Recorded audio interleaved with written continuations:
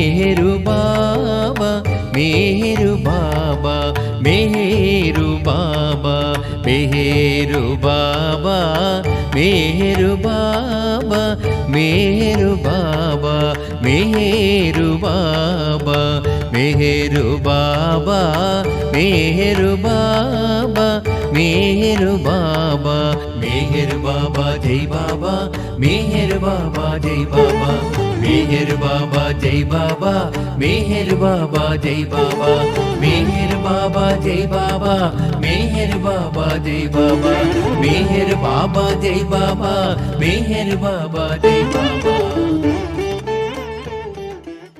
अवतार मेहर बाबा की जय।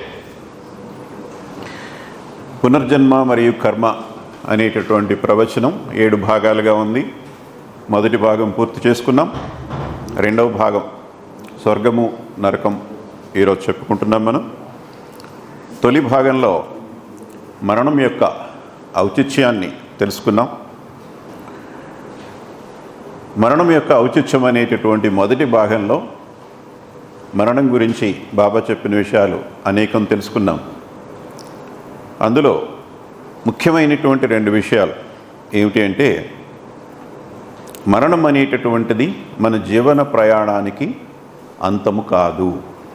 మరణం అనేటటువంటిది కేవలం మన శరీరానికి మాత్రమే. మనము మరణించము, శరీరము మాత్రమే మరణిస్తుంది. శరీరం అనేక సార్లు మరణించింది, అలాగే ఈ జన్మలో కూడా అది మరణిస్తుంది, మళ్ళీ కొత్త శరీరం వస్తుంది అనేది మొదటి పాయింట్. తర్వాత మరణం యొక్క ఔచిత్యం ఏమిటి అంటే, జనన మరణ వలయంలో ఈ 84 లక్షల మానవ జన్మల జనన మరణ వలయంలో పుట్టుకకి ఎంత ప్రాధాన్యత ఉందో మరణానికి కూడా అంతే ప్రాధాన్యత ఉన్నది. పుట్టుక ఎంత శుభప్రదమైనటువంటిదో మరణం కూడా అంతే శుభప్రదమైనటువంటిది. ఇవి మొదటి భాగం నుంచి ఒక 2 ముఖ్యమైనటువంటి విషయాలు. ఇంకా స్వర్గము నరకము అనేది ఇప్పుడు చెప్పుకుంటాం. మరణం తర్వాత, సహజ మరణం తర్వాత మనమంతా కూడా స్వర్గ అనుభవాన్ని కానీ నరక అనుభవాన్ని కానీ పొందవలసి ఉంది. ఈ స్వర్గ అనుభవం కానీ నరక అనుభవం కానీ ఈ జన్మలో శరీరం ఉండగా మనం చేసుకునేటటువంటి కర్మల యొక్క ఫలితంగానే ఇది కానీ అది కానీ మనకి సంభవించడం జరుగుతుంది. అంచేత మరణానంతరం మనం స్వర్గాన్ని అనుభవిస్తామా లేక నరకాన్ని అనుభవిస్తామా అనేటటువంటిది మన కర్మల మీద, ఇప్పుడు మనం చేసుకునేటటువంటి కర్మల మీద ఆధారపడి ఉంది. అందుచేత అసలు ఈ కర్మల యందు సరైనటువంటి అవగాహన మనకు ఉండటం అనేటటువంటిది చాలా అవసరం. అది తెలుసుకుంటే ఎటువంటి కర్మలు చేయొచ్చు, ఎటువంటి కర్మలు చేయకూడదు అనేటటువంటి జాగ్రత్త ఇప్పుడే పడితే మనం నరక అనుభవాన్ని పొందకుండా స్వర్గానికి వెళ్ళొచ్చు. లేదంటే ఒకవేళ తెలియక ఇప్పటికే మనం కొన్ని పాపాలు చేసి ఉంటే నరకానికి వెళ్ళినా ఈ రోజు నుంచి ఇక ముందు మరిన్ని పాపాలు చేయకుండా మనం జాగ్రత్త పడటం వల్ల నరకంలో ఆ బాధ తగ్గుతుంది కనీసం. అందుకోసమే బాబా మనకి ఈ చాప్టర్ని తెలియచేయడం జరిగింది. కర్మలే ఈ స్వర్గ లేక నరక అనుభవానికి కారణం కనుక కర్మల యందు అవగాహన పెంచుకోవటం కోసం మనం గతంలో కర్మలు ఎన్ని రకాలుగా ఉంటాయి, వాటి స్వభావాలు ఏంటి అనేవి తెలుసుకున్నాం, ముందే చెప్పుకున్నాం. సూక్ష్మంగా వాటిని ఒకసారి అలా స్పృశించి మనం మిగిలిన విషయాల్లోకి వెళ్దాం. కర్మలని 2 కోణాల్లో చూస్తే, ఒక కోణంలో ఏమిటి అంటే సమయాన్ని బట్టి, కాలాన్ని బట్టి కర్మలు 3 రకాలు. రెండవ రకంలో మన భౌతిక శరీరం దృష్ట్యా కర్మలు 2 రకాలు. సో ఈ సమయాన్ని బట్టి కర్మలు 3 రకాలు ఏమిటి అంటే, అవి మనం ఇంతవరకు చేసేసినటువంటి కర్మలన్నిటిని కూడా సంచిత కర్మలు అంటాం. వాటికి పేరు పెట్టామంతే. ఇంతవరకు గత జన్మల్లో చేసిన పనులు, ఈ జన్మలో కూడా ఈ క్షణం వరకు మనం చేసిన పనులన్నీ కూడా సంచిత కర్మలు. పొద్దున్నే బ్రేక్ఫాస్ట్ తినొచ్చాం మనము. బ్రేక్ఫాస్ట్ తినటం అనేటటువంటి కర్మ సంచిత కర్మగా ఇప్పుడు మనం దాన్ని వ్యవహరిస్తాం. అలాగే ఈ క్షణం నుంచి ఇక ముందు చేయబోయేటటువంటి కర్మలన్నీ కూడా ఆగామి కర్మలు అని వాటికి ఇంకో పేరు పెట్టామంతే. వాటిని వ్యవహరించుకోవడం కోసం ఆగామి కర్మలు అంటే చేయబోయేటటువంటి కర్మలు. మధ్యాహ్నం భోజనం చేయాలి మనం అంతా. మధ్యాహ్నం భోజనం చేయటం అనేటటువంటిది ఆగామి కర్మ. సింపుల్. ఇవి రెండు క్లియర్ కదా ఇంతవరకు.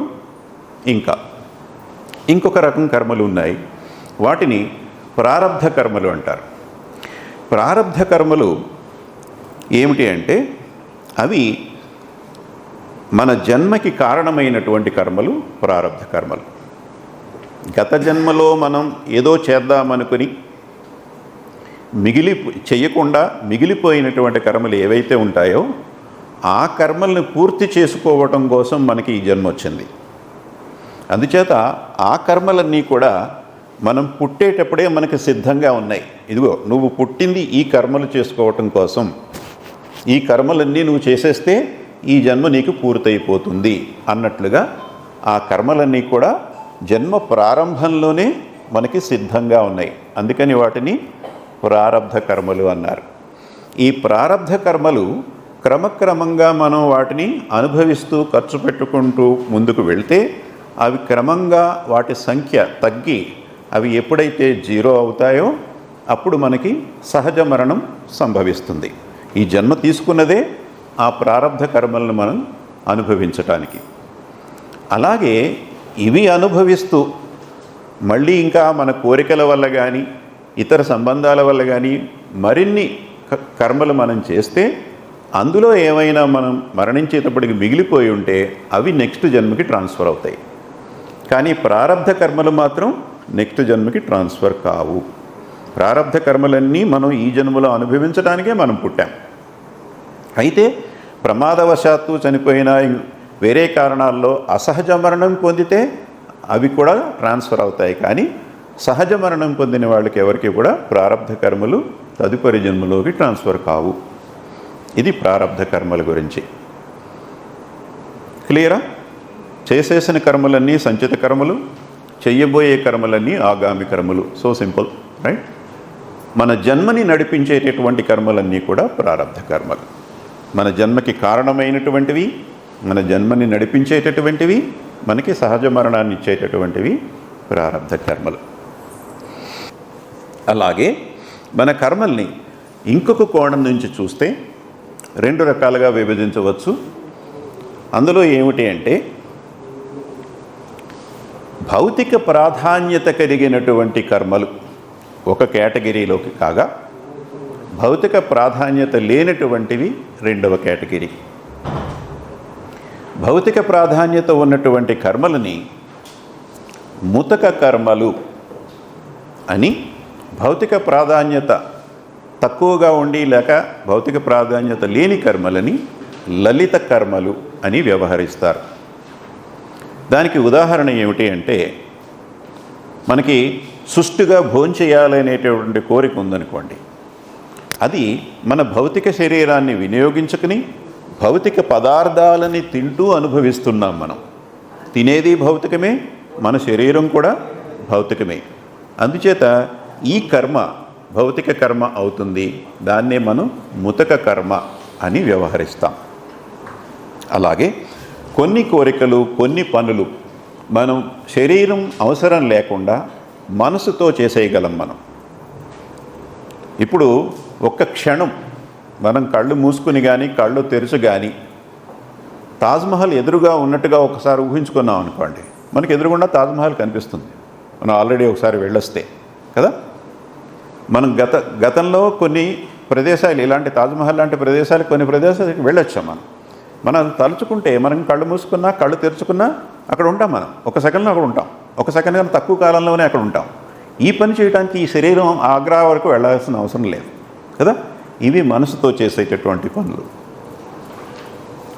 దీనికి శరీరంతో పని లేదు కనుక ఇది అభౌతికం. దీనిని లలిత కర్మలు లలిత కోరికలు, లలిత వాంఛలు అని వ్యవహరిస్తారు.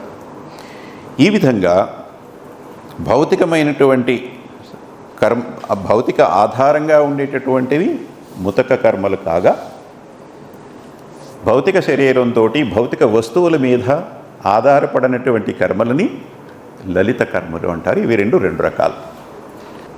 ఈ కర్మల యందు మనకి ఇప్పుడు ఒక అవగాహన వచ్చింది, అందులో ఏవేంటి రకాలు అనేటటువంటి తెలుసుకున్నాం కనుక మన యొక్క ప్రవర్తనని మనం అర్థం చేసుకోవడానికి ప్రయత్నిద్దాం. మానవుని యొక్క ప్రవర్తన అనేటటువంటిది ఒక పని చేద్దామా వద్దా అని మనకి అనిపించినప్పుడు అది చెయ్యాలా వద్దా అనేటటువంటి నిర్ణయానికి రావటానికి మనం 2 ఫ్యాక్టర్స్ మీద ఆధారపడి ఉంటాం. ఒకటి, బయట వాళ్ళు ఒత్తిడి చేయటం వల్ల, బయట వాళ్ళు పోరు పెట్టడం వల్ల, అరే సినిమాకి వెళ్దాం రారా అని ఫ్రెండ్ ఎవడో పోరు పెడుతున్నాడు. మనకేదో కూర్చుని చదువుకోవాలని ఉంది, పరీక్షల దగ్గరికి వస్తున్నాయి, ఫ్రెండ్ మాత్రం రే మంచి సినిమారా, ఫస్ట్ డేనే వెళ్దాం రారా అని చెప్పి పిలుస్తున్నాడు. ఇది వీడి స్వభావానికి సంబంధించింది కాదు, వీడి ప్రారంధ కర్మల్లో ఉన్న పని కాదు. అది వీడు పుట్టింది ఆ సినిమాకి వెళ్ళడానికి కాదు. ఈ ఆలోచనే లేదు వీడికి, ఎందుకంటే వీడి లిస్టులో వీడి ప్రారంధ కర్మల్లో అది లేదు. ఫ్రెండ్ చెప్పటం వల్ల, ఫ్రెండ్ ప్రోద్బలం వల్ల ఈ ఆలోచన వచ్చింది. ఇప్పుడు ఆలోచిస్తున్నాడు, చదువుకోవటమా, వీడు చెప్పినట్టుగా వీడితో పాటు సినిమాకి వెళ్ళటమా అనేది ఆలోచిస్తున్నాడు. ఈ ఆలోచించి ఏదో ఒక నిర్ణయానికి వస్తాడు, వెళ్ళటమో వెళ్ళకపోవడం ఏదో ఒక నిర్ణయానికి వస్తాడు. ఈ రెండిటికి వాడు వెళ్దాం అనగానే సడన్గా వెళ్ళిపోతే ఒక ఫోర్సే ఉంది. ఏమిటది? బయట ఎక్స్టర్నల్ ఫోర్స్ కదా. దాన్ని ఆపేటటువంటిది ఇంటర్నల్ ఫోర్స్ ఇంకొకటి ఉంది. ఇంటర్నల్ ఫోర్స్ ఏమిటి అంటే అంతఃప్రేరణ. లోపల నుంచి మనకు ఒక వాయిస్ చెప్తుంది, అరే ఎగ్జామ్స్ దగ్గరికి వస్తున్నాయి, ఎగ్జామ్స్ అయిపోయాక నీకు ఎన్ని కావాలంటే అని చూసుకోవచ్చు, ఇప్పుడే సినిమాలు ఎందుకు అని లోపల నుంచి ఒక వాయిస్ చెప్తుంది మనకి. దీన్ని అంతఃప్రేరణ అంటారు. బాహ్య ప్రేరణ ఎవరంటే మన పోరు పెట్టేటటువంటి ఫ్రెండ్. ఇప్పుడు ఈ రెండింటిలో మనం దేనికి వెయిటేజ్ ఇస్తాము, దాన్ని బట్టి మన నిర్ణయం అనేటటువంటిది బయటకు వస్తుంది.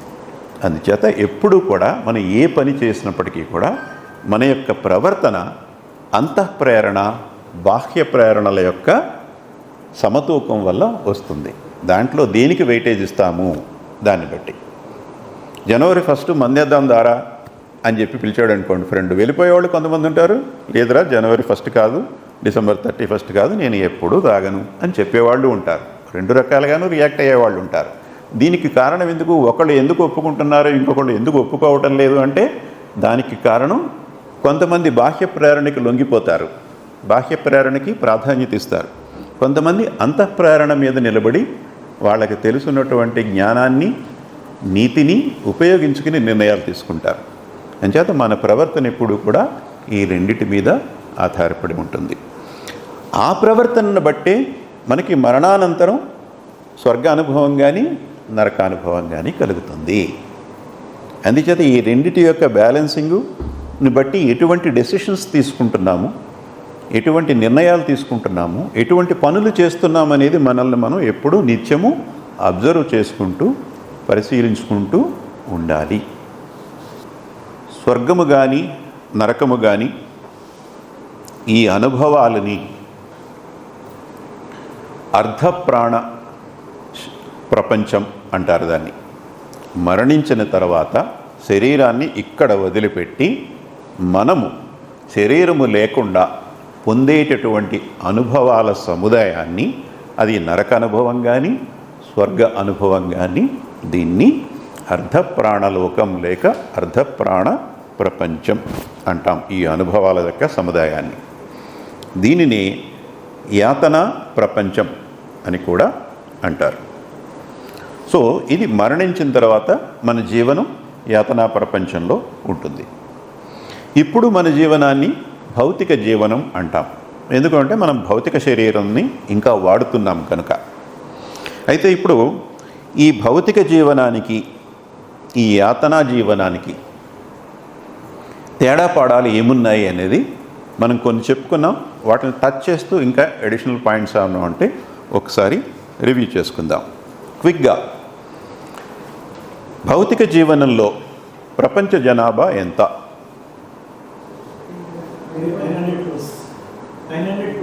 900 crores, అప్రాక్సిమేట్లీ 7.8 బిలియన్ ప్రపంచ జనాభా.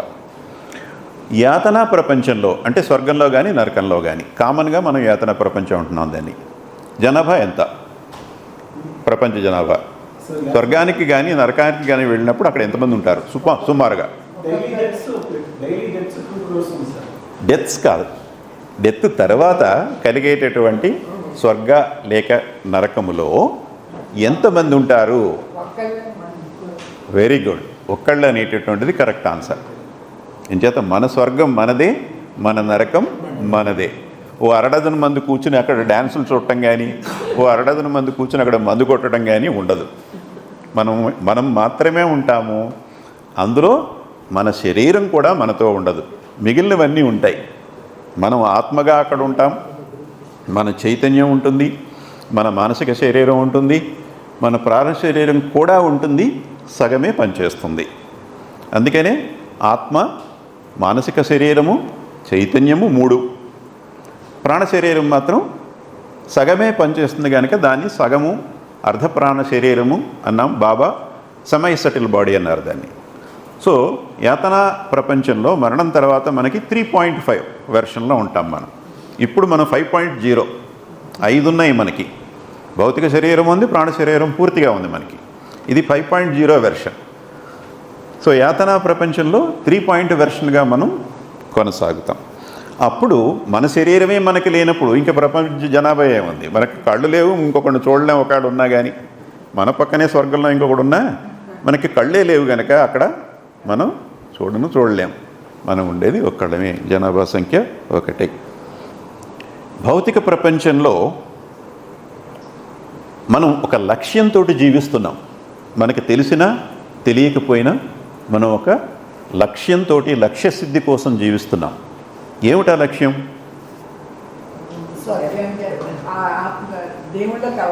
ఎక్సలెంట్. స్వర్గానికి వెళ్ళటం మన లక్ష్యం కాదు, అక్కడికి కూడా వెళ్తాం. కానీ భగవంతుని స్థితిలో తాదాత్మ్యం చెందటం అనేటటువంటిది మన జీవనం యొక్క లక్ష్యం. ఈ లక్ష్య సిద్ధి కోసం మనం జీవిస్తున్నాం, మనకి తెలిసినా తెలియకపోయినా. మన యొక్క చైతన్యం ఈ సంస్కారాల యొక్క వలలో పడి అది పూర్తిగా తను ఎలా పనిచేయాలో అలా పనిచేయకుండా మన చైతన్యము తప్పుడు సమాధానాలు ఇస్తుంది. అది పూర్తిగా అది ఎలా పనిచేయాలో అలా పనిచేస్తే నీవు ఎవరవు అంటే మన చైతన్యం ఏం సమాధానం చెప్పాలి అంటే నేను భగవంతుడను అని సమాధానం చెప్పాలి. ఈరోజు మనలో ఎవరినైనా సరే నీవెవరవు అంటే మన చైతన్యం ఏమని చెప్పాలి? నేను భగవంతుడను అనే సమాధానం చెప్పాలి. అది కరెక్ట్గా పనిచేస్తే. అది కరెక్ట్గా పనిచేయట్లేదు. ఎందుకని అంటే మనకున్నటువంటి కోరికలు, మనకున్నటువంటి సంస్కారాల యొక్క ఇన్ఫ్లుయెన్స్కి అది లోబడి ఉండి నేను మగవాడిని, నేను స్త్రీని, నేను ఇంజనీర్ని, నేను డాక్టర్ని, నేను ప్యూన్ను, నేను టీచర్ని అనేటటువంటి రకరకాల సమాధానాలు చెప్పడానికి కారణం మనకున్నటువంటి రకరకాల సంస్కారములు. సో ఈ చైతన్యము పూర్తిగా పనిచేసి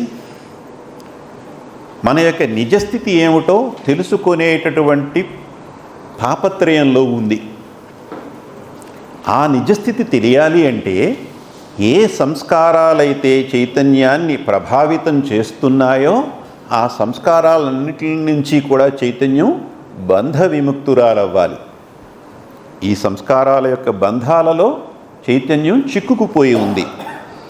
అందుకని ఈ సంస్కారాలను ఎప్పుడు తొలగించుకుందామా, ఎప్పుడు వదిలించుకుందామా అనేటటువంటి తాపత్రయంతో మనం జీవిస్తున్నాం. అది మనకి తెలిసినా తెలియకపోయినా. ఈ కర్మల్ని ఏ విధంగా ఖర్చు పెట్టాలి, మన చైతన్యం మీద ఉన్నటువంటి ఈ సంస్కారాల్ని ఏ విధంగా, చైతన్యాన్ని ప్రభావితం చేసేటటువంటి మన సంస్కారాల్ని ఏ విధంగా గబగబా మనం ఖర్చు పెట్టేసేసి వీటి నుంచి మనకి స్వాతంత్రం రావాలి అనేటటువంటి తొందరలో మనం జీవిస్తున్నాం, మనకి తెలిసినా తెలియకపోయినా.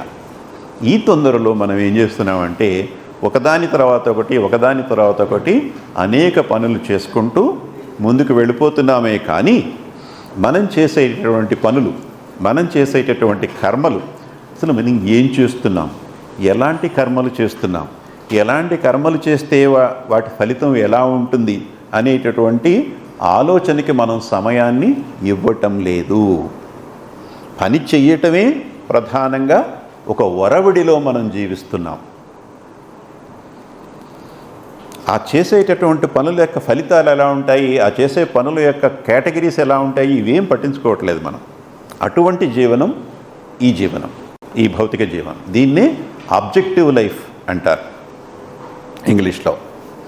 అయితే ఈ సెమీ సెటిల్ వరల్డ్లో, ఈ యాతనా ప్రపంచంలో జీవన విధానం మనం కొనసాగిస్తూ ఉండగా ఎలా ఉంటుంది అంటే, ఇప్పుడు ఈ జీవనంలో, భౌతిక జీవనంలో మనం ఏదైనా ఒక కోరిక తీర్చుకున్నప్పుడు ఆ కోరికను కలిగించేటటువంటి సంస్కారాలు ఏవైతే ఉన్నాయో అవి ఖర్చు అయిపోతాయి అని అనేకసార్లు మనం చెప్పుకున్నాం కదండి.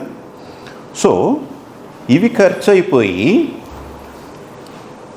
ఈ కోరిక తీర్చుకునేటటువంటి ప్రయత్నంలో మనకి కొత్త సంస్కారాలు కూడా ఏర్పడతాయి. గత జన్మలో మామిడి పండు తిందామనే కోరిక ఉందనుకుందాం ఉదాహరణకి. కానీ మామిడి పండు తినాలన్న కోరిక మనకి వర్షాకాలంలో వచ్చింది. వేసవకాలం వచ్చేటప్పటికి సహజ మరణం, వయసు అయిపోయింది, సహజ మరణం సంభవించింది, అది అన్ఫినిష్డ్గా మిగిలిపోయింది. సో ఇప్పుడు ఆ కర్మని ఈ జన్మలో మనం మామిడి పండు కొనుక్కొని తిన్నాము.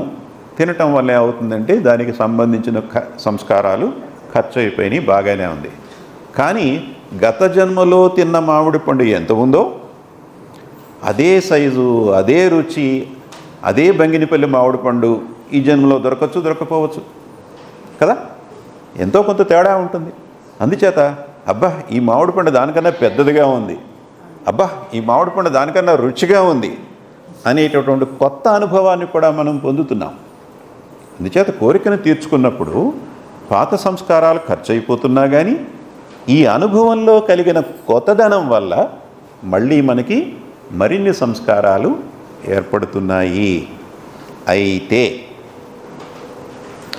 యాతనా శరీరంతో స్వర్గ లేక నరక అనుభవాన్ని పొందేటప్పుడు మనం కోరిక తీర్చుకుంటే ఆ కోరికకు సంబంధించిన సంస్కారాలు ఖర్చు అవుతాయే కానీ ఈ విధంగా కొత్త సంస్కారాలు ఏర్పడవు. అది ఒక ముఖ్యమైనటువంటి తేడా. మనం ఏది ఖర్చు పెట్టుకోవాలని మనం స్వర్గానికో నరకానికో వెళ్ళామో అవే ఖర్చు పెడతాం. భౌతిక శరీరంతో ఉన్నప్పుడు కూడా మనం ఖర్చు పెడుతున్నాం, కానీ కొత్త సంస్కారాలు ఏర్పడుతున్నాయి ఇక్కడ మళ్ళీ. వాటి కోసం మళ్ళీ ఇంకో జన్మ తీసుకోవాల్సి వస్తుంది. స్వర్గంలో కానీ నరకంలో కానీ ఉన్నప్పుడు ఖర్చు పెట్టడమే జరుగుతుంది, కానీ అక్కడ మళ్ళీ కొత్త సంస్కారాలు ఏర్పడవు. ఎందుకు ఏర్పడవు అంటే ఇక్కడ మనం క్రియాశీలకంగా జీవిస్తున్నాం, ఇక్కడ మనం పనులు చేస్తున్నాం, అనేక కర్మలు చేస్తున్నాం మనం. ఇది క్రియాశీలకమైనటువంటి జీవనం. స్వర్గములో కానీ నరకములో కానీ మన జీవనాన్ని మనం కొనసాగించినప్పుడు అది క్రియాశీలకమైనటువంటి జీవనం కాదు. ఎందుకు అంటే క్రియలు చేయటానికి, కర్మలు చేయటానికి ఏం కావాలి మనకి? కర్మేంద్రియాలు కావాలి. కాళ్ళు, చేతులు, కళ్ళు, ఇట్లాంటి కళ్ళు కాదు, కాళ్ళు, చేతులు 2, ఇంకా 3 ఉన్నాయి చెప్పండి కర్మేంద్రియాలు లిస్టు. జ్ఞానేంద్రియాలు సెపరేట్ లిస్టు. కర్మేంద్రియాలు, పంచకర్మేంద్రియాలు ఏమేమిటి కాళ్ళు చేతులు కాకుండా?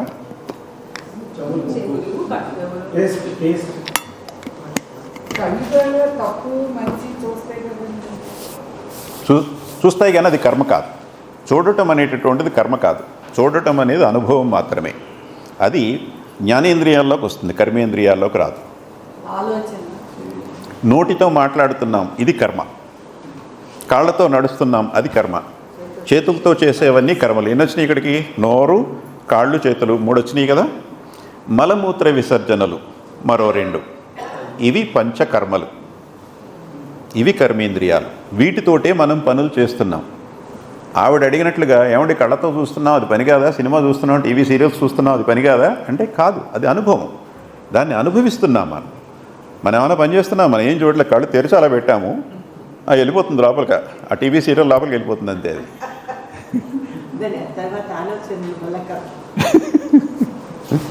సో ఈ స్వర్గలేక నరక అనుభవంలో ఎలా ఉంటుందంటే, మనం క్రియాశీలకంగా ఏ పని చెయ్యం. అక్కడ ఖర్చు పెట్టాల్సినటువంటి సంస్కారాలు ఏమున్నాయో వాటిని ఖర్చు పెట్టడానికి మనకి శరీరమే లేదు గనక క్రియాశీలత లేదు. అక్కడ మనం వాటిని ప్యాసివ్గా అనుభవించటం అనేటటువంటిది మాత్రమే జరుగుతుంది. అది ఇంకొక పెద్ద డిఫరెన్స్. అలాగే ఈ భౌతిక జగత్తులో మనకి అనేక మంది మన చుట్టూ ఉన్నారు, వాళ్ళతో మనకి అనేక అనుబంధాలు ఉన్నాయి. ఆ అనుబంధాలకి రకరకాల పేర్లు కూడా ఉన్నాయి. ఒకళ్ళని అమ్మ అని పిలుస్తాం, ఇంకొకళ్ళని ఏరా అని పిలుస్తాం, ఇంకొకళ్ళని అక్క అని పిలుస్తాం, ఇంకొకళ్ళని తమ్ముడు అని పిలుస్తాం.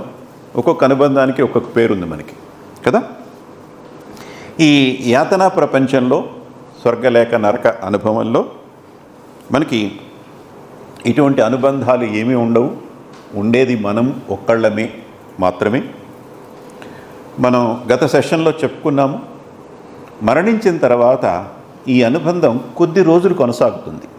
మొదటి 3 రోజుల్లో ఈ అనుబంధం పూర్తిగా ఉంటుంది శరీరం లేకపోయినప్పటికీ కూడా మన సంబంధీకులతోటి.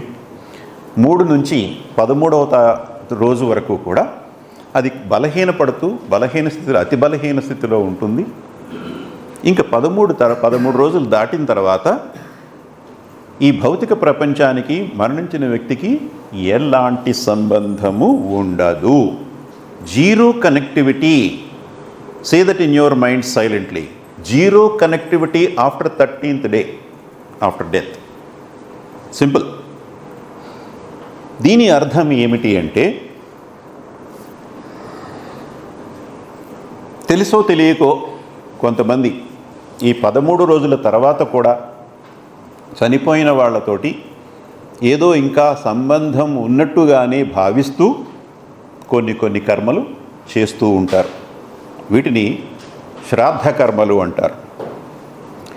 ఈ శ్రాద్ధ కర్మల్లో పూజలు చేయటం, తర్వాత పిండదానాలు చేయటం లాంటి కర్మలు చేస్తూ ఉంటాం. అలా చేసే వాళ్ళ యొక్క నమ్మకం ఏమిటి అంటే, మనం పెట్టేటటువంటి ఈ పిండం మరణించిన వాళ్ళు తింటారు అనేది వాళ్ళ నమ్మకం. ఎవరి నమ్మకాలు వాళ్ళవి, ఎవరి నమ్మకాన్ని మనం ప్రశ్నించకూడదు. కానీ బాబా చెప్పింది ఏమిటి అంటే, 13వ రోజు తర్వాత మరణించిన వాళ్ళకి ఈ భౌతిక జగత్తులో ఉన్నటువంటి వాళ్ళకి ఎటువంటి సంబంధము ఉండదు అనేది బాబా చెప్పిన మాట. ఎవరు బాబా? బాబా సర్వోన్నతుడు. నీవే సత్యమునకు మూలము, నీవే సత్యమునకు మూలం. అట్టి సత్యానికి మూలమైనటువంటి భగవంతుడు చెప్పిన మాట ఇది. అందుచేత ఈ మాట తప్ప మిగిలిందంతా కూడా అసత్యమని మనం భావించాలి. ఈ సత్యం తెలియనటువంటి వాళ్ళు ఎవరు ఏది చెప్తే అది చేస్తుంటారు. నువ్వు ఇలా చేయాలంటే ఇలా చేస్తారు, అలా చేయాలంటే అలా చేస్తుంటారు. ఈ విధంగా తెలియకపోవటం వల్ల ఇటువంటివన్నీ కూడా ఆచరణలోకి వచ్చాయి.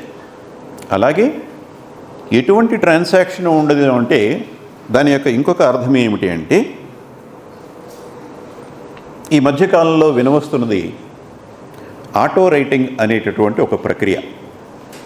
ఆ ప్రక్రియ ఏమిటి అంటే, చనిపోయిన వాళ్ళతోటి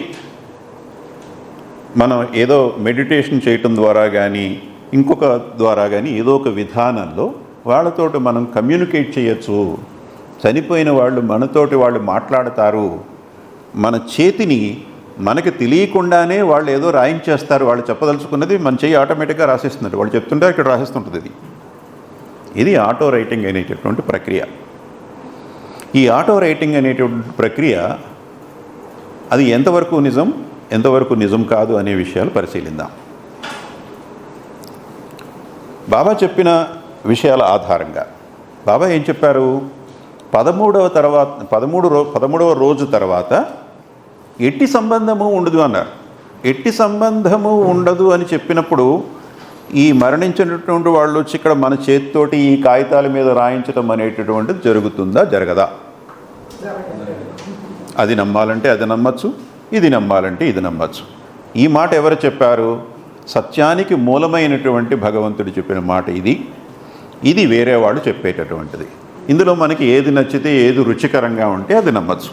ఇది కరెక్టు, ఇది కరెక్ట్ కాదు అని మనం ఏమీ ఇక్కడ నిర్ధారించటం లేదు. అది పాయింట్ 1. పాయింట్ 2, ఒకవేళ ఈ ప్రక్రియ నిజంగానే ఉంది అని అనుకుందాం. ఒకవేళ మరణించిన వాళ్ళు మనతోటి ఈ విధంగా ఈ ప్రక్రియ ద్వారా కమ్యూనికేట్ చేస్తారు, సంభాషిస్తారు, వాళ్ళు చెప్పింది మన చేతితో మనకు తెలియకుండానే రాసేసుకుంటాం, తద్వారా వాళ్ళు మనకి ఏం చెప్పదలుచుకున్నారో తెలుస్తుంది అనేటువంటి ప్రక్రియ ఉందని అనుకుందాం. ఇది ఎంతవరకు ఆధ్యాత్మికం అనేది రెండవది పరిశీలిద్దాం. ఆధ్యాత్మిక జీవనం అంటే ఎవరితోనూ ఎటువంటి అనుబంధము లేకుండా జీవించటం ఆధ్యాత్మిక జీవనం. మన ఇంటిలో వాళ్ళతో కూడా మనకి ఎలాంటి అనుబంధము ఉండకూడదు. భార్యాభర్తలతో కానీ, తల్లిదండ్రులతో కానీ, బిడ్డలతో కూడా ఎలాంటి అనుబంధము ఉండకూడదు. ఉండాల్సింది ఏమిటి? బాధ్యత, ప్రేమ. అందరినీ మనం, ఇంట్లో వాళ్ళని బయట వాళ్ళని కూడా మనం ప్రేమించాలి. ఇంట్లో వాళ్ళ ఎడల బాధ్యతగా ప్రవర్తించాలి, బయట వాళ్ళ ఎడల కూడా బాధ్యతగా ప్రవర్తించాలి. అరటిపండు తినేసి దొక్కలా విసిరేయటం అనేటువంటిది బాధ్యతాయుతమైన ప్రవర్తన కాదు కదా. అంచేత బయట వాళ్ళతో కూడా మనం బాధ్యతగానే ప్రవర్తించాలి. సో అందరి ఎడల ప్రేమ కలిగి ఉండాలి, బాధ్యత కలిగి ఉండాలి, కానీ అనుబంధం ఉండకూడదు. ఈ అనుబంధం ఏమిటండి, తప్పు ఏమిటండి? అనుబంధం వల్ల తప్పేమిటి అంటే, అనుబంధం అనేటటువంటి దాంట్లో కోరిక అనేటటువంటిది ఉంది.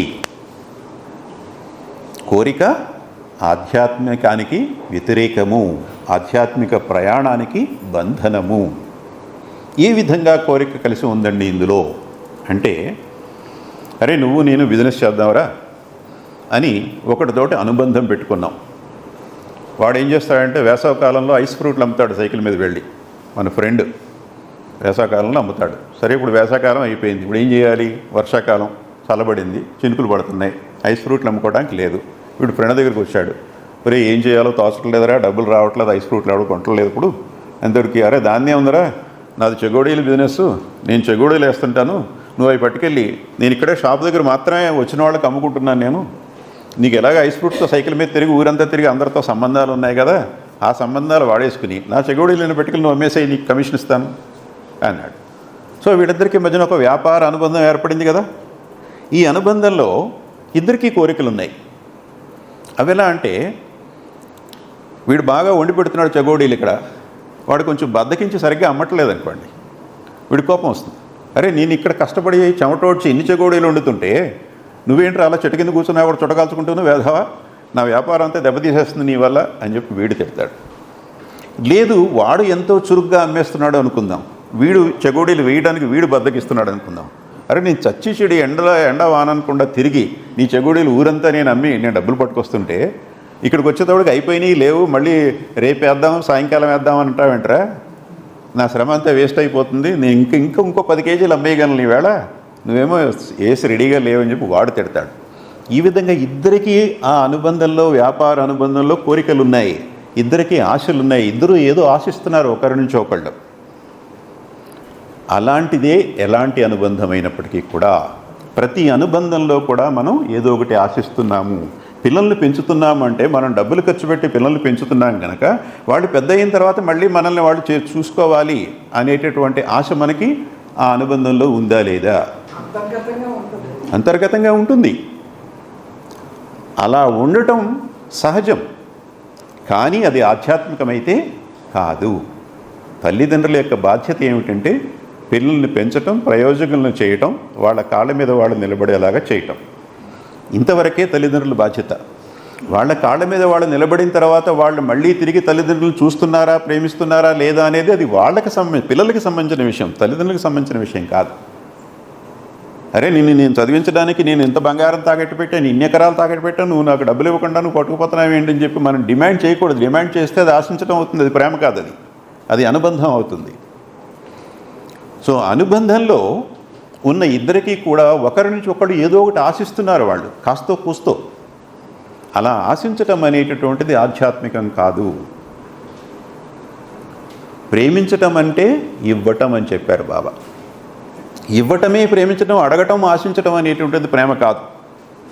ఆ ఇవ్వటం ఎలా ఉండాలి అంటే, మనం ప్రేమిస్తున్నాం కదా అని, చూడు నేను ఎంతగా ప్రేమిస్తున్నాను, నువ్వు నన్ను ఎప్పుడూ ప్రేమించవు అని కూడా మనం ఎదుటి వాళ్ళని డిమాండ్ చేయకూడదు. ఎదుటి వాళ్ళ నుంచి ప్రేమని మనం ఆశించకూడదు. మనం ప్రేమించటమే మన పని. వాళ్ళు మళ్ళీ తిరిగి మనల్ని ప్రేమిస్తున్నారా అనేది వాళ్ళకి సంబంధించిన వ్యవహారం. అది వాళ్ళు ప్రేమించినా ప్రేమించకపోయినా మనం ప్రేమించాలి. అలా చేస్తేనే అది స్వచ్ఛమైనటువంటి ప్రేమ. అందుచేత ఇందులో ఎటువంటి ఆశ లేదు. అందుచేత అనుబంధాలలో ఆశ అనేటటువంటిది ఉంది. ఇది ఆధ్యాత్మికం కాదు. మనం జీవించి ఉన్నప్పుడే ఎవరితోనూ అనుబంధం పెట్టుకోకుండా తామరాకు మీద నీటి బిందువులాగా జీవించాలి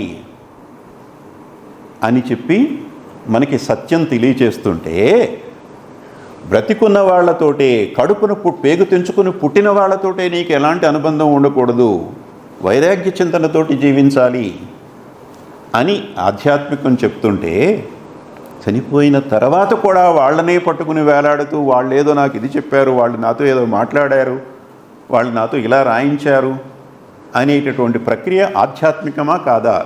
మీరే చెప్పండి.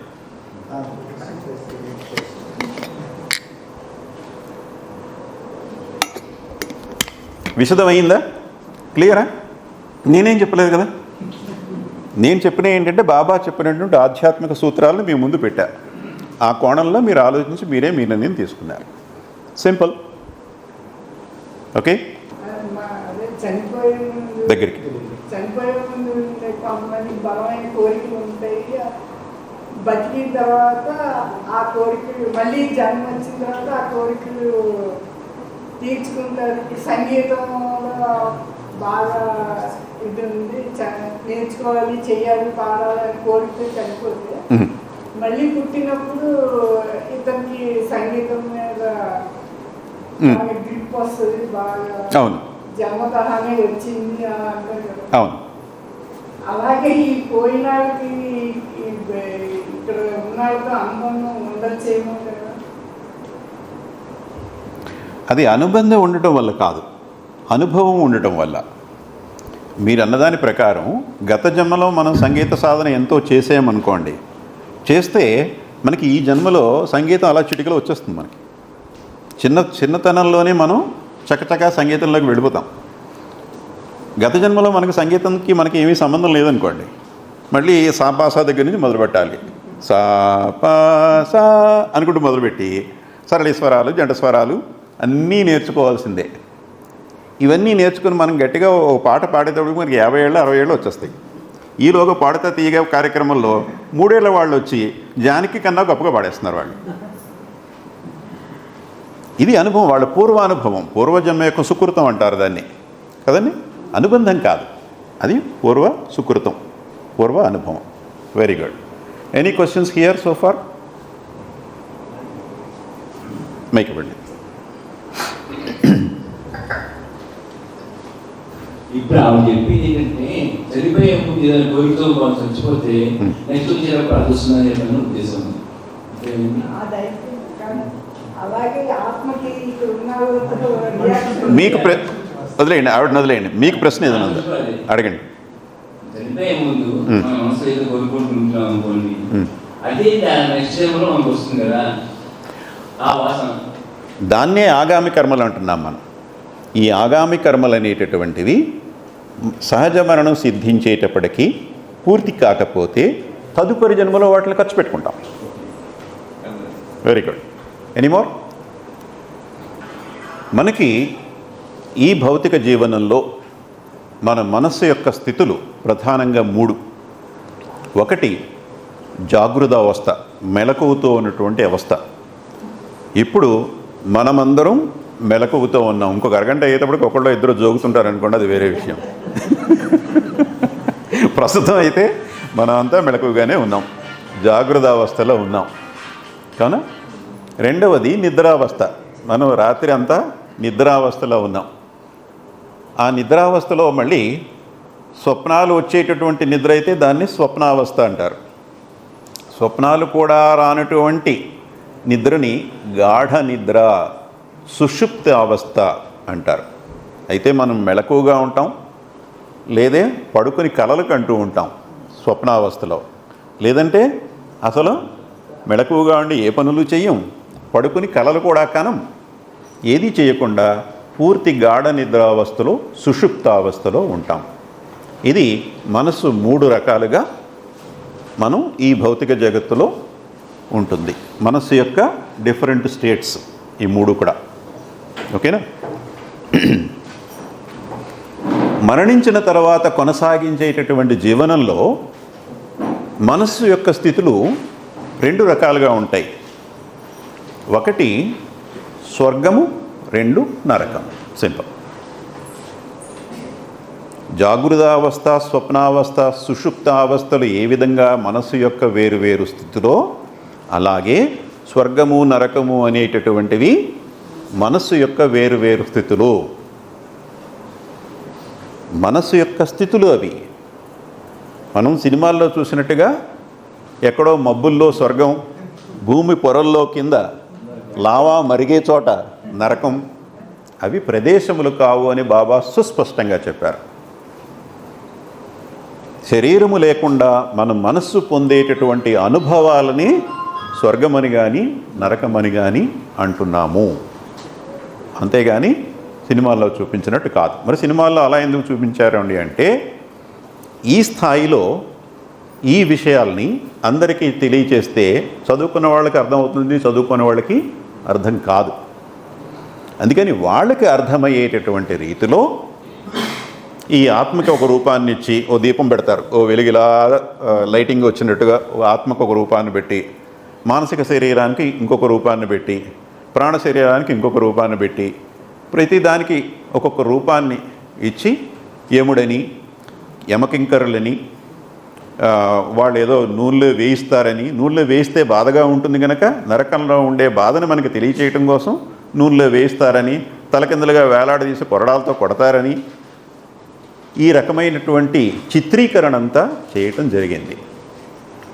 మనం చెప్పుకునే ఈ సబ్జెక్టుని సర్వసామాన్యమైనటువంటి మానవులందరికీ అందజేయటం కోసం కొంత చిత్రీకరణని రంగరించి అది నాటకాల రూపంలోనూ సినిమాల రూపంలోనూ తెలియచేయటం అయింది.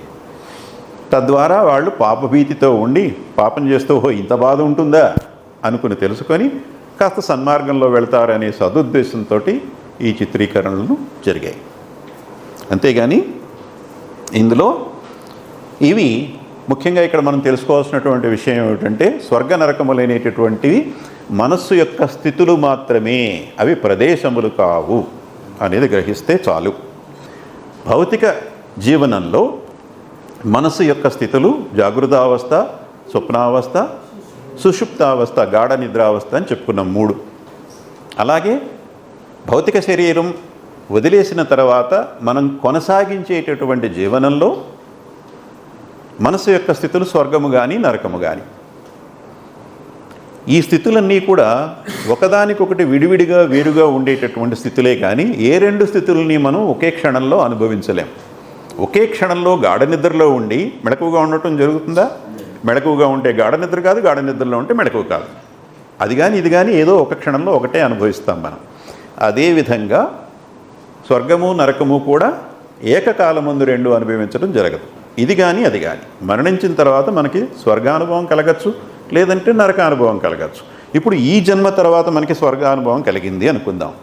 వచ్చే జన్మలో పాడు పనులు ఎక్కువ చేస్తే అప్పుడు స్వర్గం ఉండదు. ఇక మరణం తర్వాత నరకం ఒక్కటే ఉంటుంది, నరకానుభవం మాత్రమే కలుగుతుంది. తర్వాత జన్మ వస్తుంది. ఆ తర్వాత మంచి పనులు బాగా ఎక్కువ చేసామనుకోండి, అప్పుడు నరకం అనేటటువంటి అనుభవం ఉండదు, కేవలం స్వర్గాన్ని మాత్రమే అనుభవిస్తాము. తర్వాత జన్మ వచ్చేస్తుంది. అంచేత ఇవన్నీ ఎక్స్క్లూజివ్.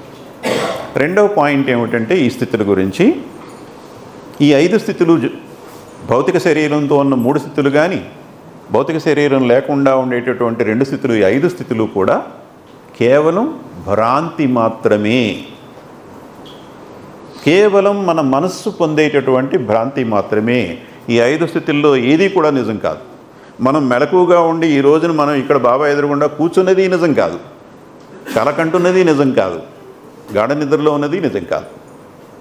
అలాగే స్వర్గము నిజం కాదు, నరకము నిజం కాదు. అంటే అది నిజంగా జరగటం లేదు. నిజంగా జరగకపోయినా నిజంగా జరుగుతున్నట్లు అనిపిస్తేనే దాన్ని భ్రాంతి అంటారు. అందుచేత ఈ 5 కూడా రకరకాల భ్రాంతులు, జీవించి ఉన్నప్పుడు, శరీరం లేకుండా జీవించి ఉండేటప్పుడు కూడా. అయితే ఈ 5 స్థితుల్లో గాఢ నిద్రావస్థలో ఉన్నప్పుడు మాత్రం మనం మన యొక్క ఆత్మానుభవాన్ని పొందటం అనేటటువంటిది జరుగుతుంది. భగవంతుని యొక్క అనుభవం మనకి కలుగుతుంది. కానీ అక్కడ కండిషన్స్ ఏమిటి అంటే అచేతనంగా అనుభవించటం జరుగుతుంది. చేతనంగా అనుభవిస్తే మనం ఆగ్రా వెళ్ళొచ్చు, ఆగ్రా ఎలా ఉందో, ఊటీ వెళ్ళొచ్చు, ఊటీ ఎలా ఉందో మనం ఇంకా ఊకదంపుడు కింద పక్కాళ్ళకి చెప్పేస్తారు. ఊటీలో ఎలా ఉంటుందిరా, అలా ఉంటుందిరా, ఆగ్రాలో ఎలా ఉంటుందిరా, అలా ఉంటుందిరా అని మనం చెప్పేస్తాం, వర్ణిస్తాం దాన్ని. అలా వర్ణించడానికి ఏమీ ఉండదు. ఎంచేతంటే ఈ అనుభవం గాఢ నిద్రలో ఉన్నటువంటి భగవదానుభూతి అచేతనానుభూతి, అన్కాన్షియస్ ఎక్స్పీరియన్స్. అంచేత అక్కడ ఆ రియాలిటీతో అక్కడ కాస్తో కూస్తో టచ్ ఉంది, కానీ అది కూడా ఈ భ్రాంతి అనేటటువంటి డొమైన్లోదే. ఇవి మనసు యొక్క స్థితుల గురించి మనం తెలుసుకోవాల్సింది. Any questions? Please pass on the mic. Yeah,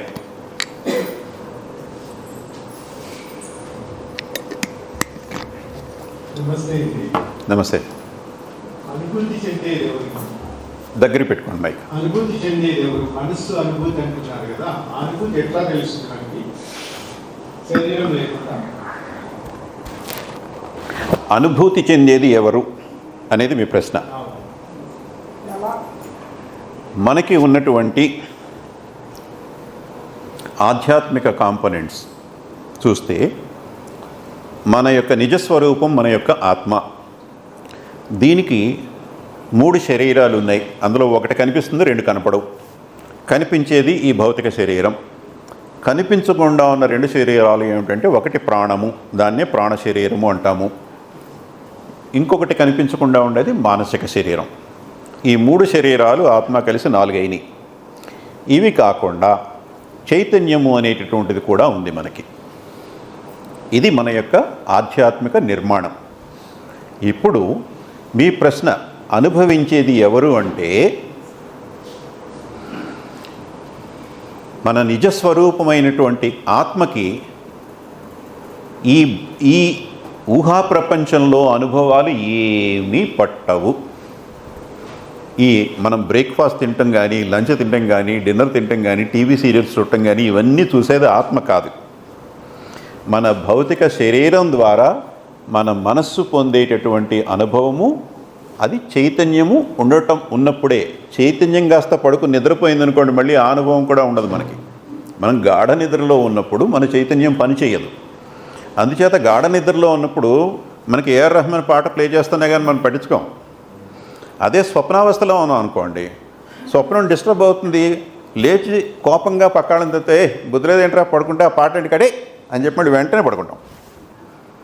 అంటే మనల్ని డిస్టర్బ్ చేస్తుంది, అది మనతో ఇంటరాక్ట్ అయ్యింది. అది గాఢ నిద్రలో ఉన్నప్పుడు మనకి సంబంధం ఉండదు, చైతన్యం కూడా పడుకుని నిద్రిస్తుంది. అంచేత అనుభవం అనేది ఈ 3 శరీరముల ద్వారా చైతన్యము పొందేటటువంటిది అనుభవం.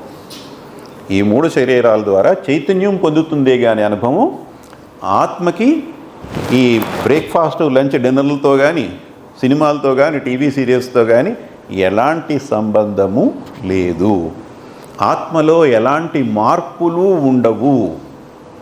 ఆత్మ ఎప్పుడూ ఆత్మగానే ఉంటుంది.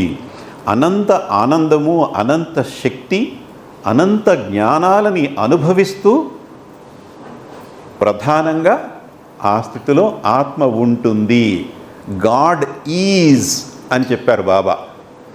గాడ్ గురించి నువ్వు ఎవరికన్నా ఏవైనా చెప్పాలనుకుంటే గాడ్ ఈజ్ అని చెప్పు. భగవంతుడు ఉన్నాడు అంతే. మరి ఉండి ఏం చేస్తున్నాడు? ఆయన పళ్ళు తోముకుంటాడా, కచ్చిక పెట్టి తోముకుంటాడా, కాల్గేట్ పెట్టి తోముకుంటాడా? ఇలాంటి ప్రశ్నలు వేస్తే దానికి అన్నిటికీ ఆన్సర్ నో. ఆత్మకి ఎలాంటి అనుభూతులు ఉండవు, ఆత్మలో ఎలాంటి మార్పు ఉండదు. ఈ అనుభవం యావత్తు మిథ్యానుభవం. ఈ యూనివర్స్లో రాతి దగ్గర నుంచి మానవుని వరకు, మానవుని వరకు నుంచి భగవంతుని వెళ్ళే వరకు పొందే అనుభవాలన్నీ కూడా ఈ 3 శరీరాల ద్వారా మన చైతన్యం పొందేటటువంటి అనుభవాలు. అందుకనే మన చైతన్యం ఒకప్పుడు నువ్వెవరు అంటే రాయి అంది, ఇంకోసారి నువ్వెవరు అంటే నేను లోహాన్ని అంది, ఇంకొకసారి నువ్వెవరు అంటే నేను వృక్షాన్ని అంది. ఈ అనుభవం, వృక్షము యొక్క అనుభవాన్ని చెప్పేది చైతన్యం. నేను రాయిని అని చెప్పేది రాయి అనుభవం పొందుతుంది కనుక నేను రాయిని అని చెప్తుంది చైతన్యం. సో ఈ 3 శరీరాల ద్వారా అనుభూతి చెందేది చైతన్యమే కానీ ఆత్మ కాదు. మీ ప్రశ్నకి సమాధానం వచ్చిందండి? ఓకే. ఈ సందర్భంలో ఇంకొక పాయింట్ కూడా చెప్తాం. సాధారణంగా మనం గాడ్ స్పీక్స్ చెప్పుకునేటప్పుడు సృష్టికి పూర్వం భగవంతుడు ఏ స్థితిలో ఉన్నారు? Deep sleep, beyond God state కదా. సృష్టి తర్వాత వేక్ఫుల్ స్టేట్ కదా. ఇది కూడా కరెక్ట్ కాదు. ఇది కూడా కరెక్ట్ కాదు. భగవంతుడు గాఢ నిద్రలో ఉండటం, భగవంతుడు మెళకువగా ఉండటం అనేటటువంటిది ఉండదు. భగవంతుడికి నిద్ర అనేటటువంటిది ఉండదు. నిద్ర, మెళకువ అనేటటువంటివి రెండు ఒకదానికొకటి వ్యతిరేకమైనటువంటి ద్వంద్వ అనుభవాలు. భగవంతునిలో నిద్ర, మెళకువ అనేటటువంటి మార్పులు ఉండవు. నిద్రించేది, గాఢ నిద్రలో ఉన్నది ఎవరు అంటే మన చైతన్యము. మెళకువ వచ్చింది ఎవరికి అంటే మన చైతన్యానికి. నిద్రపోతున్నటువంటి చైతన్యం పరాత్పర పరబ్రహ్మ స్థితిలో సృష్టికి పూర్వం పూర్తి నిద్రలో ఉన్నటువంటి మన చైతన్యం ఈ సృష్టిలో ఉన్నటువంటి అనేక అనుభవాల ద్వారా క్రమక్రమంగా దానికి మెళకువ వచ్చి పూర్తిగా పనిచేసినప్పుడు ఈ చైతన్యము నేను భగవంతుడిని అని చెప్తుంది. ఆత్మకి కర్మతో ఎలాంటి సంబంధము లేదు. భగవంతుడు ఏ పని చేయడు. ఆయన ఏదన్నా పని చేయడం వల్లే మనకు తలనొప్పులు వస్తున్నాయి. ఆయన ఏ పని చేయడు కనుక హాయిగా ఎప్పుడు నవ్వుతూ ఉంటాడు. ఆయన గాడ్ ఈజ్, ఇంకంతకు మించి గాడ్ గురించి చెప్పడానికి లేదు. గాడ్ ఈట్స్ బ్రేక్ఫాస్ట్, బట్ బ్రేక్ఫాస్ట్లో మనం అంతా ఉప్మా తింటున్నాం, ఆయన మాత్రం బ్రెడ్ టోస్ట్ తింటాడు. ఇట్లాంటి క్యారెక్టరిస్టిక్స్ అనేవి ఏమీ ఉండవు. God exist for ever. God is, that's it. Any kind of change is happening in the consciousness through these 3 bodies.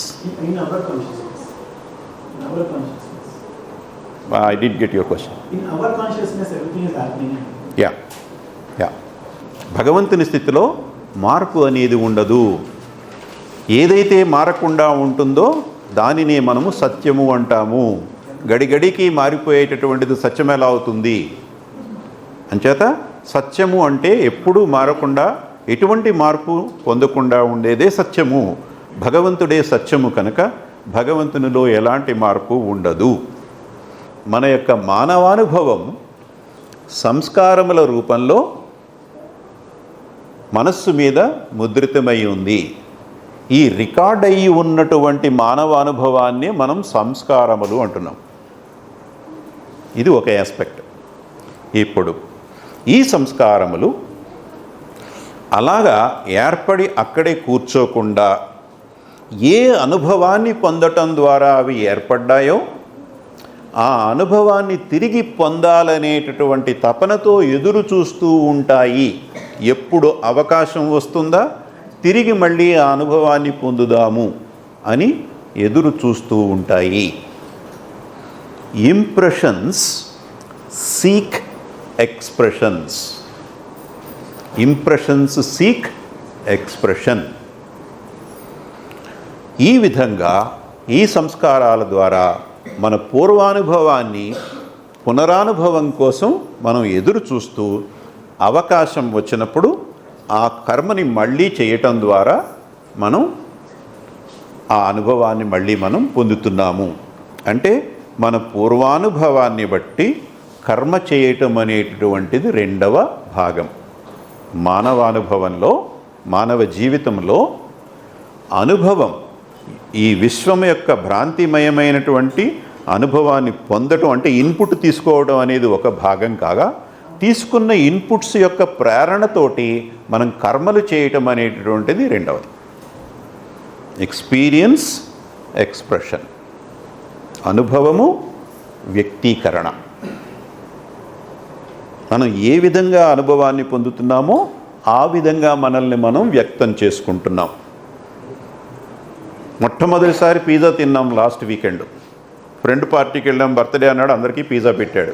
మొదటిసారి తిన్నాం, ఆహా అనుభవం బ్రహ్మాండంగా ఉంది, రికార్డ్ అయింది. రికార్డ్ అయింది, అలా కూర్చోదు అది. మళ్ళీ పిజ్జా ఎప్పుడు తింటావు నువ్వు, చాలా బాగుంది పిజ్జా, మళ్ళీ ఎప్పుడు తింటావు, మళ్ళీ ఎప్పుడు తింటావు అని లోపల నుంచి అవి పొడుస్తూనే ఉంటాయి. మన జేబులో డబ్బులు లేవు, తిందామంటే ఇప్పుడు అడే ఫ్రెండ్ బర్త్డే పార్టీకి పెట్టాడు కదా అని చెప్పి తిన్నామే కానీ మనమే కొనుక్కు తినలే. కొందామంటే ఒక్కొక్క పిజ్జా మినిమం పిజ్జా 500-600 ఉంటుంది. అది ఓర్నైనా ఇంత డబ్బు ఎక్కడ పెడతాం? అవకాశం కోసం చూస్తున్నాం. ఏదో ఫ్రీ కూపన్ పేపర్లో పడింది అనుకోండి, 50% ఆఫ్ పేపర్లో పడింది, ఓ ఇది బాగుంది, ఈసారి మనకి 300కే ఫుల్ పిజ్జా వచ్చేస్తుందని చెప్పి ఆ 300 పెట్టి ఆ కోరిక తీర్చుకుంటున్నాం. అలాగా విశ్వాన్ని అనుభవిస్తూ విశ్వంలో మనం కర్మలు చేస్తున్నాం. మానవ జీవితంలో ఈ రెండు కూడా రెండు ప్రధానమైన అంశములు. ఇంకొక చిన్న అంశం కూడా ఉంది. అసలు అనుభవము పొందకుండా కర్మలు చేయకుండా ఉండేటటువంటి స్థితి ఎవరైనా గెస్ చేస్తారా? ఆ స్థితిలో మనకి అనుభవము ఉండదు, పనులు చేయం. Excellent, give him big round of applause. Excellent. గాఢ నిద్ర అనేటటువంటిది ఇంకొకటి. అందులో ఇది చెయ్యం అది చెయ్యం. అంటే యావత్ మానవానుభవము కూడా, మానవ జీవితం అంతా కూడా మూడింటి యొక్క మేళనం. ఏమిటి అంటే అనుభవము, గాఢ నిద్ర, వ్యక్తీకరణ.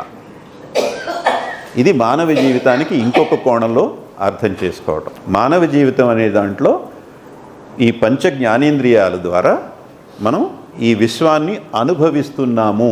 అంటే అనుభవాన్ని పొందటము, అనుభవించటం అనేటటువంటిది మానవ జీవితంలో ఒక భాగము. అంతవరకు క్లియర్ కదా? ఇప్పుడు ఈ అనుభవం అనేటటువంటిది సినిమా తీసినప్పుడు సినిమాలో ఒక చిన్న డైలాగ్ చెప్తే డైరెక్టర్ ఆ డైలాగ్ అయిపోయిన వెంటనే బాగానే వచ్చింది కట్ అంటాడు. ఈ కట్ అనేటప్పటికీ కెమెరాలో ఫిల్మ్లో ఒక 200-300 ఫిలిమ్స్ ఎక్స్పోజ్ అయిపోయి ఉంటాయి. చిన్న డైలాగ్కి 200-300 ఫిలిమ్స్ రికార్డ్ అవుతాయి. అలాగే మనం చేసే పనుల్లో చిన్న చిటిక అలా చిటిక వేసినప్పటికీ కూడా ఆ పని చేయటం ద్వారా మనకి మనస్సులో ఈ పని యొక్క అనుభవం అనేటటువంటిది అనేక సంఖ్యలో సంస్కారాల రూపంలో అది రిజిస్టర్ అయ్యి ఉంటుంది. ఆ రిజిస్టరీనే మనం సంస్కారములు అంటున్నాం కదా. సో ఈ సంస్కారములు అలాగే అక్కడ కూర్చొని ఉండకుండా అవి వ్యక్తీకరణ కోసం ఎదురు చూస్తూ ఉంటాయి.